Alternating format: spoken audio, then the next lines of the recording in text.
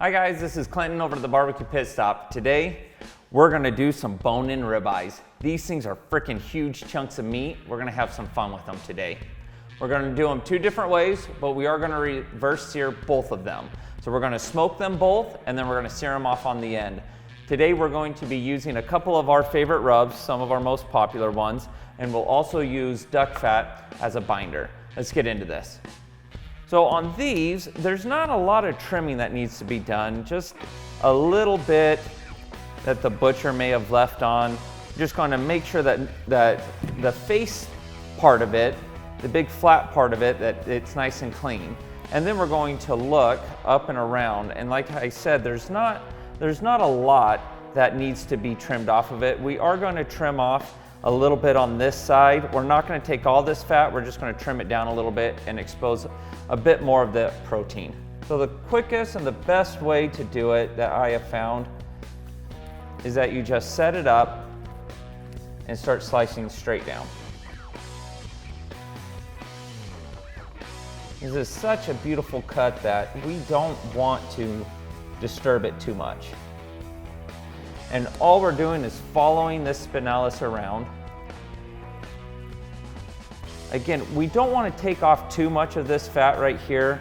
This one's already started to separate, and we don't want to keep separating it. So we just want to expose all the way up until that protein stops, and then just even it out. You don't need much, and that's all that's needed on this one. We're going to do the same thing on this one here too.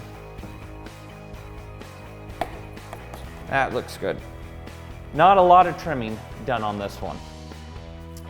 And the next thing we're going to do is we're going to use our trusted duck fat, and we're just going to put a quick coat. Don't go too heavy with this. Don't put too much on. And again, we'll go on this side. There's a real quick coat on it here, and that's just so that this rub has something to stick to. The first one, we're going to do a combination of the True Bud and the All-Star. We like the True Bud. It's got some real coarse grind to it. It's got some great flavors, a little bit of herbs, some big chunks of salt. It does a real nice crust. But don't go too crazy and too heavy, because we're going to add another rub to this. We're going to come up behind it with the All-Star.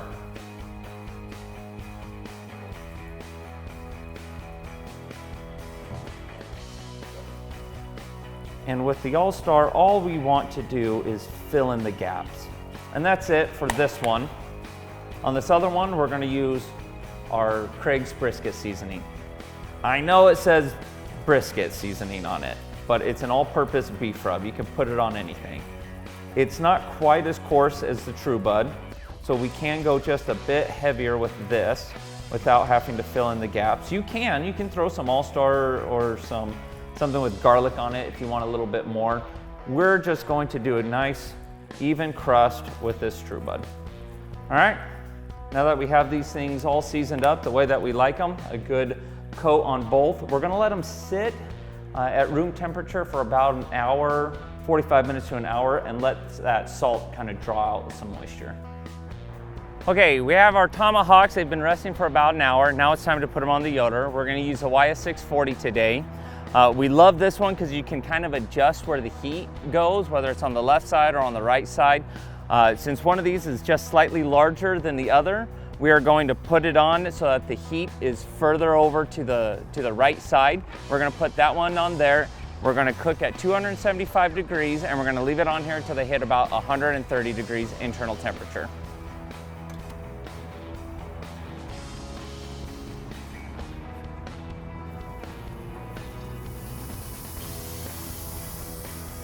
And that's it. We're just going to leave them here for, it's going to take between 2 and 3 hours because of how thick they are, but we'll throw some thermometers in it and watch and see how they do. All right, guys, they've been sitting on here for about 2 hours now. It's time to start searing them off. We have one at about 130 degrees. The other one's a little bit cooler. That big old fat, thick one is a little bit cooler. So we're going to leave it on there, let it get up to temp a little bit more. But for now, we're going to sear off this smaller one. So first thing we're going to do Let's take this, we're gonna set it up top. We're gonna take these grills, we're just gonna set them off to the side.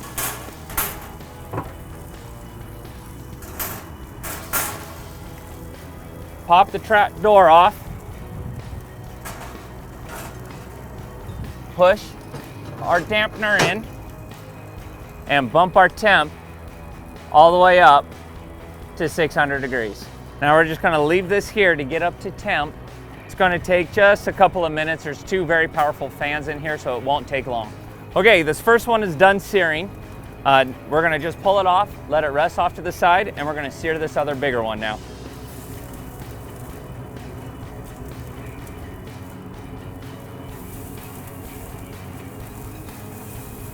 Start on that side.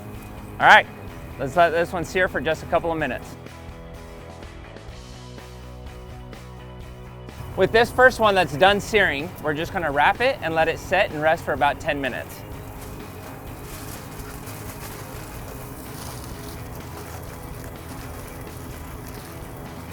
All right, we're done with this. We're gonna finish wrapping the second one. We're gonna let it rest for another 10 minutes, and then we're gonna go enjoy it. Well, these steaks have been resting for about 15 minutes. We let them rest a little bit longer because of how big they are. Let's open up the smaller one first. This one we did with Craig's. Let's see how this looks after it's been resting. Oh my goodness, it's got that little char on it. We have a little liquid in here. Yeah, we'll save that. Usually I kind of throw it away, but we're gonna save that right now. Let's cut into it. Let's use this knife. The first thing I like to do is to take it off the bone. Just take it straight down. There's little knots that you're hitting.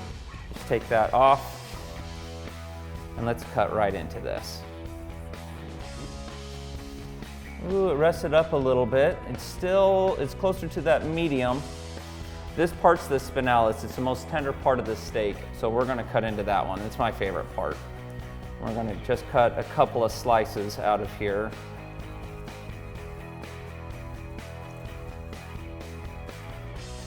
All right, I'm gonna pick one over here, just out of the middle. Let's take a look at this. Oh my goodness, it's so good. I love that pepper, I love that crust. Since it was on the yoder for about 2 hours, it started developing a little bit of a bark. These things are size of roast, so started developing a bark, and then when we seared it, it burnt and gave you just that little bit of a crust on it. Oh, it tastes so good. Oh, that's fantastic. All right, this is gonna be hard to beat. Well, let's cut into the next one now. All right, let's get this one off. We're gonna do the same thing.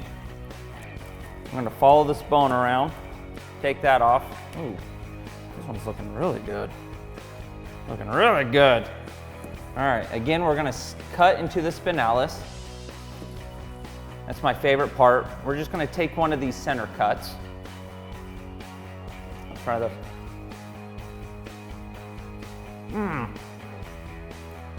The char that it puts on it is so good. Oh yeah, I'm not sure which one I like more. I'm